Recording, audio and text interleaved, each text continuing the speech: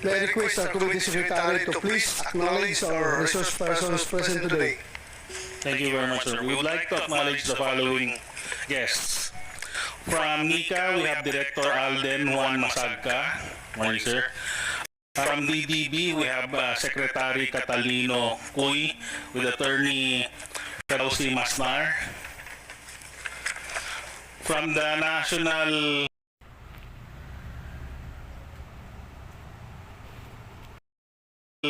Privacy Commission, we have Attorney Althea Teristi Rodavan. We have also Attorney Lorraine Angie Quibranza Año Nuevo. From the National Police Commission, we have Vice Chairperson and Executive Chief Officer, Executive Officer Attorney Alberto Bernardo. Morning, sir. From with them is former employee Mr. Eric Picoy Santiago.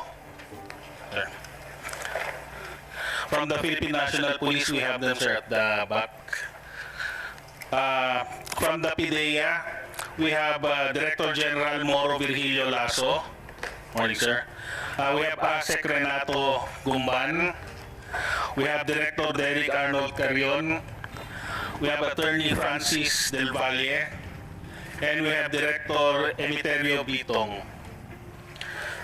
We also have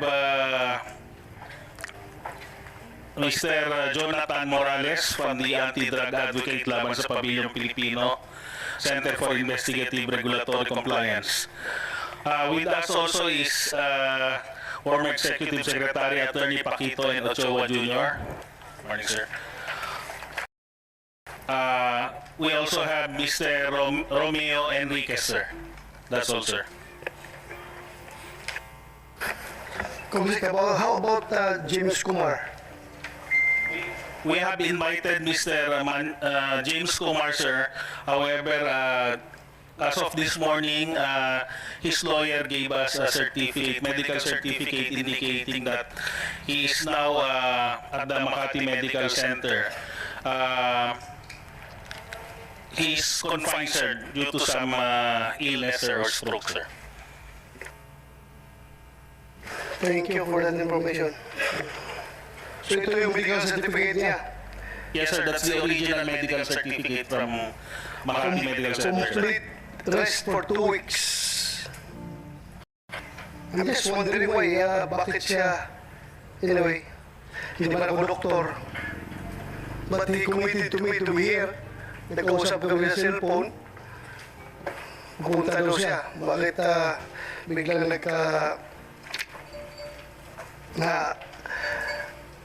nilatake? Sir, may we request the new guests to stand up to take their oath, sir? So that, Please. may we request the new guest who just attended today, Attorney Ochoa and Attorney Año Nuevo. Please raise your right hand. Do you swear to tell the truth, the whole truth, and nothing but the truth in this investigation? Thank you very much. Please take your seats. Thank you, Kumsek. Magandang umaga sa lahat. Walang labis, walang kulang. Yan po ang madalas nating pamantayan, usok at sa pang-araw-araw nating pamumuhay. Sa palengke, ang gusto ay sakto sa timbang. Ang pera natin, tinutumbasan ng karampatan. Kung sa pakikinig ng balita, ang gusto nating marinig ay ang puro at walang halong personal opinion mula sa mga reporter. Hindi rin naman nalalayo ang standard nating ito pagdating sa performance ng ating gobyerno. Ang boto ng mamamayan ay tiwala na dapat tapatan ng serbisyo. Walang labis, walang kulang. Itong mga nakaraang pagdinig, mayroong aligasyon na may pagkukulang sa pag-iingat ng mga dokumento at impormasyon. Maliwanag na mayroong nagmalabis sa kapangyarihan kaya may PDEA leaks. Mayroong umabuso sa ipinagkaloob na tiwala. Para sa isang ahensya na ang pundasyon ay confidentiality, peligro ang dulot sa mga kawani at ahente na bumubuo rito sa tuwing may breach Hindi naman po siguro may tuturing na pagmamalabis kung hahanapan ng taong bayan sa mataas na standard ang ating gobyerno. Dahil ganyan po ang hamon ng paglilingkod sa pamahalaan. Ang hindi magmalabis sa pinagkatiwalang kapangyarihan at hindi magkulang sa serbisyong inaasahan. I would like to acknowledge the arrival of Senator Chis Escudero. Thank you for attending, Your Honor. Thank you. Mula noong una nating pagdinig ng PDLX, sinikap ng inyong Committee on Public Order and Dangerous Drugs na manatiling nakatutok sa layunin nito. Yun ay ang alamin kung bakit may di umano'y confidential documents na naipuslit mula sa case file folders ng PDEA. At paano maiiwasan na mangyayari itong muli sa pamamagitan ng pagbalangkas ng mga labis walang kulang. Maraming salamat po at dalangin natin na sa pagdinig nating ngayong araw ay mabawasan na ang labis na pagkahati-hati sa opinyon ng ating mga kababayan at mapunan na ang mga kakulangan sa pulisya. Before we begin our discussion, may we know if Senator Jinggoy would like to deliver his opening statement. You have the floor, Your Honor. Thank you, Mr. Chair. Mr. Chair, this is the fourth hearing for the alleged PDX, and I'm hoping that with this hearing, we will finally achieve the purpose of this inquiry to ferret out the truth. After 3 extensive hearings and having heard that it's the testimonies of so many resource persons, the veracity of the alleged PDA documents has yet to be established. The fact is that the former PDA agent has not presented any substantial proof to support his claim. It is based that bare allegation is not evidence and is not equivalent to proof. There is a need to emphasize that mere allegations are not evidence.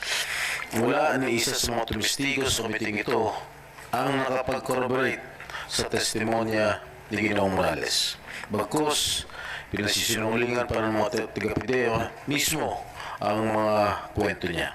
At hanggang ngayon, matapos ang 3 public hearings, ang dokumentong sinasabi ni Morales na siya mismo ang gumawa ay hindi niya maipakita. Naipakita rin last hearing ang questionable pagkatao at integridad ni Morales. Ang dating PDEA Chief, Junicio Santiago, nagsabing kilala umano si Morales sa pagiging sinungaling. Binatikos lahat ni Morales ang lahat ng leader ng PDEA kung saan lalabas niya na siya lamang ang tama. Bilang inyong senador at vice chairperson ng committee ito, mandato at responsibilidad ko na alamin ang katotohanan sa di umano'y PDEA leaks. Marami man ang bumabati ko sa akin, patuloy ko pa rin gagawin ang trabahong inaatang sa akin.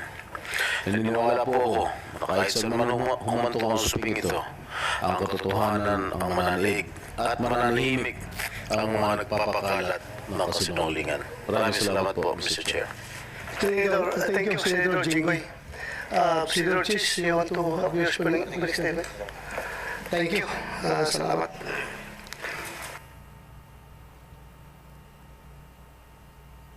Again, I would like to thank Atty. Paquito Chua Jr. for coming over, sir. Sorry for I really have to invite you to shed light, and thank you for coming over. Mr. Chair, if I may, Yes. will this be the last hearing? Yun nga, I was inclined to make this the last. But James Kumar is absent. Yes, but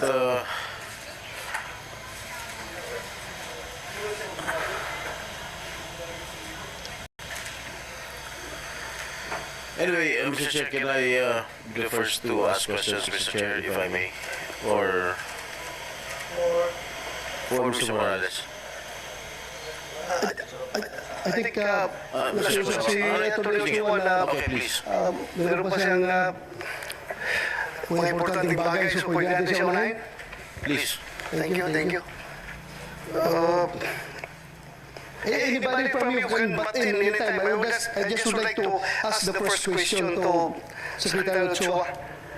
Sir, do you know personally Asik Carlos Galapan of PDEA? No, sir. No. No. Thank you, sir. Thank you.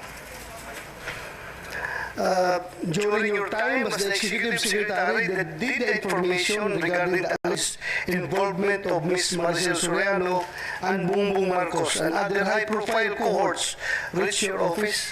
No, sir. Thank you. May we know if you have seen the alleged pre-operation authority document signed by Mr. Morales, which is one of the subject matter of this inquiry? Not at all, sir. Thank you. During our first hearing, Mr. Morales claimed that you commanded Asik Gadapan and the PDEA to stop the operation against Mr. Soriano and Bongbong Marcos and other high-profile cohorts, and this is a request for pre-operation authority. Anong masasabi mo dito? Earlier mentioned, I don't even know him, and I don't recall of any occasion that we have met or even talked. So I completely deny that I have made those instructions as alleged. Thank you, sir. Were you aware that sometime in 2013, the Liceo of Malacanang invited Mr. Morales for a briefing regarding PDEA operations, including those that were halted? I cannot recall exactly if that indeed took place, but I only learned now when this hearing was conducted, and I somehow, but very, very vaguely, if there was an incident that happened, but I'm not so sure if, because it was never, I was never informed of such meeting, and even after that meeting, there was no report submitted to me in regard to what transpired in that meeting. Thank you, sir. But I think Liceo, were you aware ka ba nung existence ng Liceo under General Serapio, who testified before this committee last hearing? Were you aware of this? Yes, we created that unit, Your Honor, during our time. So yung pagpapatawag ni General Serapio, you're not aware of that? No, sir. No, no. Thank you. My colleagues, you have questions? You have a question? Ha? Senator Jigoy. Wala daw ng question. Wala. Thank you, Mr. Chair. Mr. Chair, paano ba na-implicate yung pangalan ni Atty. Ochoa? Sino ba? Sinabi ni Morales? According to former agent mo, Jonathan Morales, he was told by then Asik Gadapan, the Deputy Director General for Operations, when he was about to travel abroad for a schooling in ILIA, International Law Enforcement Academy in Bangkok, Thailand. He was told by Gadapan that the one who instructed for the halting of this operation was then Executive Secretary Atty. Paquito Ochoa. Alright. Yes, kilala mo ba ito si Agent Morales? No, sir. So, ano ba yung palagay mo sa motibo niya? Bakit para tumistigo, tinawit ko ang nagbigay ng instruction na patigilin ng investigasyon sa nasabing drug case noong 2012. What do you think is his motive, Mr. Atty. Ochoa? I have absolutely no idea, sir. Well, alam mo, Mr. Chair, hindi mo natin pwedeng tanungin si Atty. Gadapan dahil patay na siya, no? Dahil, di ba? Siya ang sabi ni Agent Morales, si Gadapan ang nag-utos sa kanya para, ano ba? Para ipatigil yung operasyon. According to him, the casing and the surveillance operation authority to conduct casing and surveillance operation on the persons mentioned in the information was disapproved by Gadapan. The reason why is that disapproved by Gadapan.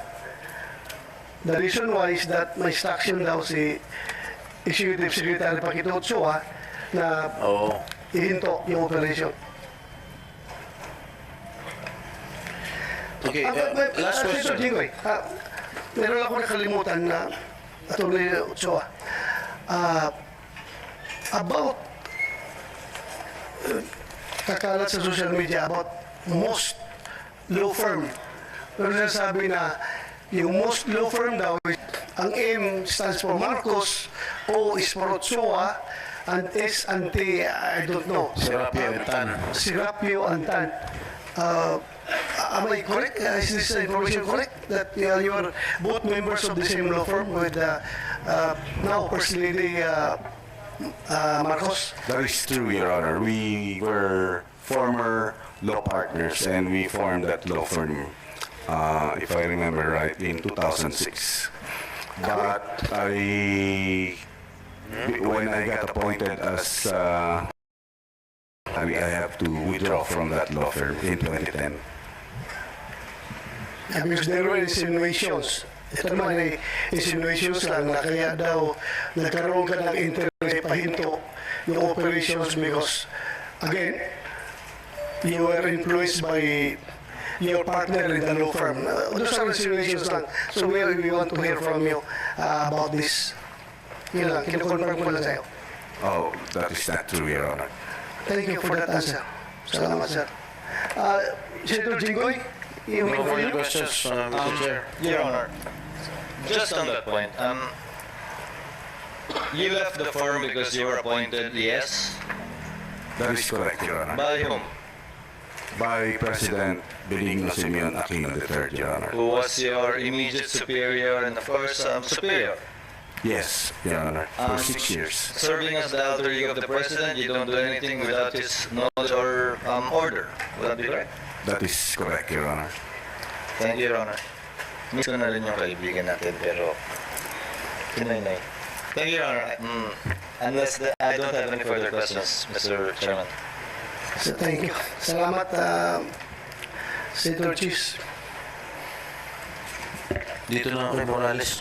Morales ka na? Do you want to dispose of Kumapa? Ay, Nasasagutin niya yung mga tatanong ko. wala dito si Kumar.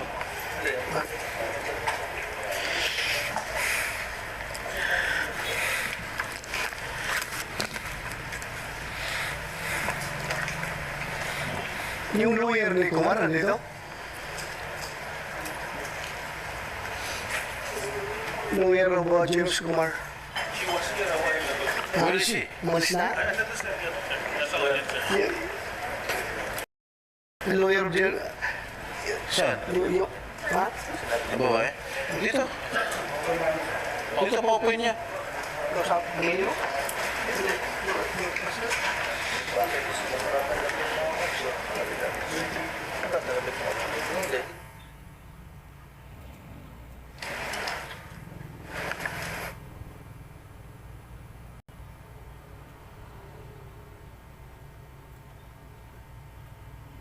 You can ask the lawyer of Mr. Kumar. 1 minute suspension, Senator Jigoy. Iba.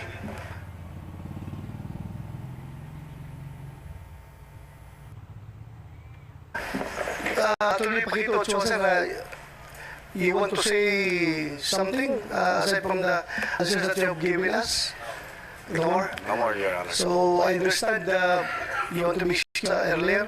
That is correct, Your Honor. Okay. If that's allowed. So if no more questions coming from my colleagues, thank you, your excuse. Let him Thank you, Your recover Honor. from his COVID. Ha? Nag-handshake na ako sa kanya kanina, ha? Pero so negative ka na, ha? Negative ka na, sir. Negative na. Okay, thank you. Thank you.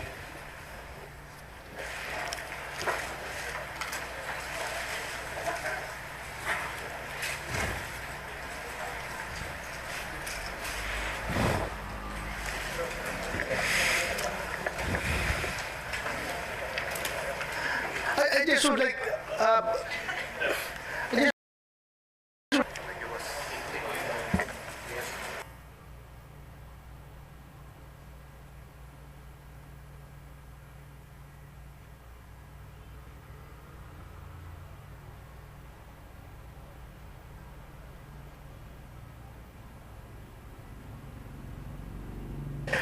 I just would like to inform the body, especially colleagues, about the status of James Kumar.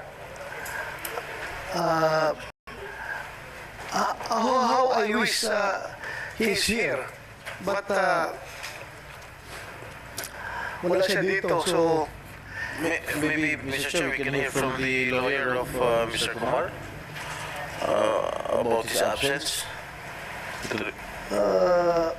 he's not invited. She's not invited as a resource person, but her role here is has to be limited for giving legal advice to James Kumar. But if you want to ask her, then Yes, what can we Administer? administer the out? Yeah. Please raise your right hand, ma'am. You swear to tell the truth, the whole truth, and nothing but the truth in this investigation, ma'am. Thank you very much, ma'am. Please take your seat. Attorney, if I may, Mr. Chair, what happened to your client? Senator, last Friday, we were going to the Parañaque Prosecutor's Office to file a case against the people who used his name. However, on our way there, he started getting dizzy.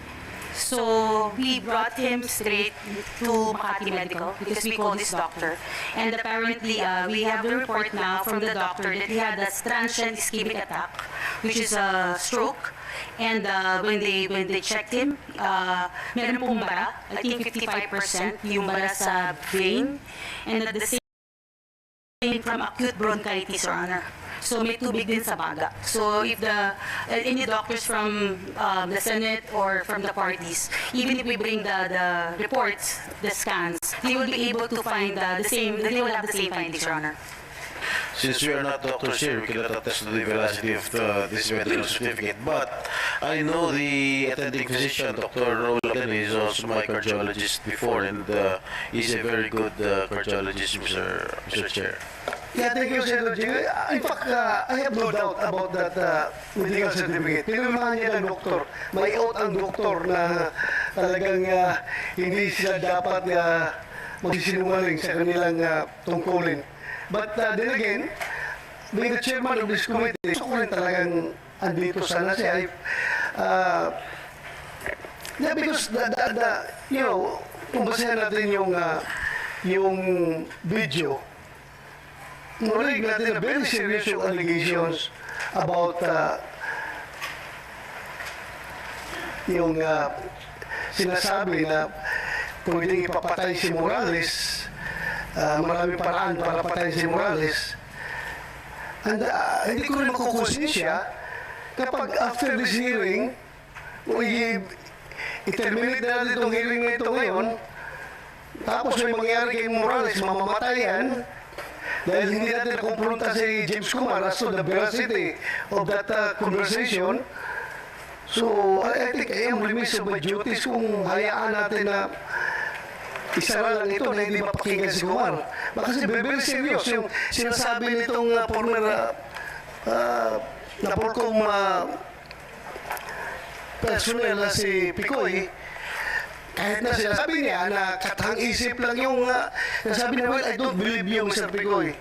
I don't believe you. In the first place, sinasabi mo na katang-isip mo yun. Pero paano ka, alam ko yung ginawa mo ngayong discartes, after na lang, gusto mo lang magpapalusot. Dahil sabi mo, last hearing, na gusto mo lang, discarte mo lang yun para maibitahan ka dito, para pakita ka ng mga ebidensya mo na yung dadala mong papel para mapatawag ka lang, kaya mo ginawa yun. Sinabi mo naman na hindi ka narinig. Hindi mo alam na nandun si Morales nakikinig sa usapan ninyo. At hindi mo alam na mayroong video recording, may CCTV. How come na magdrama-drama ka doon kung gano'n? So I don't really believe you, Mr. Santiago. Yeah, yun, sir. Sir, para sa akin po, sir, opinion niyo po yun eh. Pero ang katotohanan po, nasabi ko na po. Katotohanan mo? Yes, Is sir. that your truth? Yes, sir. Nalukuhin kami dito? Hindi po kayo, sir. Niloloko ko, sir. Sir, hindi ko po kayo niloloko, sir. Meron ka pang daladalang we are inviting you here to shed light on the yung papel mo doon sa CCTV recording. Yes, sir. Kaya tayo inibitahan. Yes, sir. At hindi kita inibitahan dito para kunin yung expert opinion mo. May dadala ka pang papel na tuturuan mo kami kung paano gumawa ng operation to conduct report, yung pre-operational report. Sino ka para magturo sa amin dito? Hindi ka nga naging polis, hindi ka nga naging PDEA. Napulkong mga employee ka lang, na-dismiss ka pa. So, paano ka bigay ng expert opinion sa amin? Hindi ko, we don't, this committee doesn't need your expert opinion here. This committee wants your answer as far as your vision in that very telling video recording sa CCTV. It's unfair for me kung hindi ko pakinggan si Kumar dito sa open hearing. Tapos, kayo napakinggan ko dito. As your allegation na pwedeng patayin si Morales anytime, in any kind of method, in any manner, kung mangyari yan after the hearing, kasi you're claiming na talagang magaling ka, marami kang kaso. May binanggit ako 2 kaso mo. Ngayon, nagsabi ka pa, hindi lang yan, sir. Mukhang talagang parang nakasandal ka sa pader kung magsalita ka. Sir, kagaya po ng sinabi ko, sir. Opinion niyo po yun. Sa akin po yun. Sinabi ko na po. So, ibig mo sabihin, totoo talaga yun? Na nanuloko ka lang? Kagaya po ng sinabi ko noong unang hearing, sir. Niloloko ko po si Romy, hindi po kayo. Pero sila ang nagpasakay sa inyo, hindi po ako. Ba, anong reason mo? Bakit mo siya niloko? Kagaya po ng sinabi ko noong unang hearing, sir. Meron po sana akong gustong patunayan 2 bagay. Yan ang unang bagay na nakarating ako dito. Dahil sa kwento ko sa 2, hindi po kasama kayo. Siya ang nagpasakay sa inyo, sir, hindi ako. Ano nga rason? Bakit mo maluko-lukoy si itong kausap mo? Para mapatawag ka dito sa hearing. Kagaya ng sinabi ko pa rin po noong unang hearing, sir. Yun pa rin po. Doon ako natindig dahil ito ang katotohanan. Do you think napapatawag ka dito kung wala yung hindi pinakita ni Morales yung CCTV? At hindi mo alam na may CCTV recording yun. At hindi mo alam na nandun si Morales nung nag-uusap kayo. Kagaya po, sir, ng sinabi ko, sir. Yan po ay lahat ay isang katang isip na para sa kanila lang. Pero ang nangyari, sila ang nagpasakay po sa inyo, hindi po ako. Sila lang po ang pinapasakay ko, sir. Kaya nga, pinasakay mo siya kasi gusto mo ma-influence ako para maimitahan ka. Kasi gusto mo kunyari mag-present ng legal expertise mo sa paggawa ng preparation report kasi yun ang gusto mo ipakita. Hindi ko po akalain, sir, na sa totoo lang, sir, forgive me for saying, hindi ko po akalain na papatulan niyo po yung ano sa kanila, sir, eh. Sa akin lang po, para lang po sa... Sinabi mo na nga na yun ang objective Yes, mo. sir, pero hindi ko po alam, hindi ko po in-expect na papatulan niyo at para makarating ako rito. Do you believe? Naniniwala ka ba? Maniniwala yung tao sa'yo? Yung isa video na yun? Na manloko ka lang? Depende po, sir, yan sa taong nakikinig, sir. Ang akin po... I'm lying! Tama kayo, sir? You're lying! Opinion niya yan, sir. Sa akin po naman yung totoo. From unang hearing hanggang dito. As chairman of this committee, I am going to cite in contempt for lying. Any objection? Tingnan! I'm ready for You you. are cited in contempt. Sir. Thank you, sir. Salamat po, sir.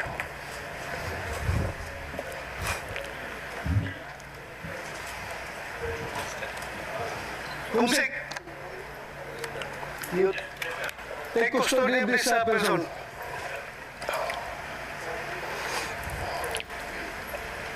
Nakuhin mo kami?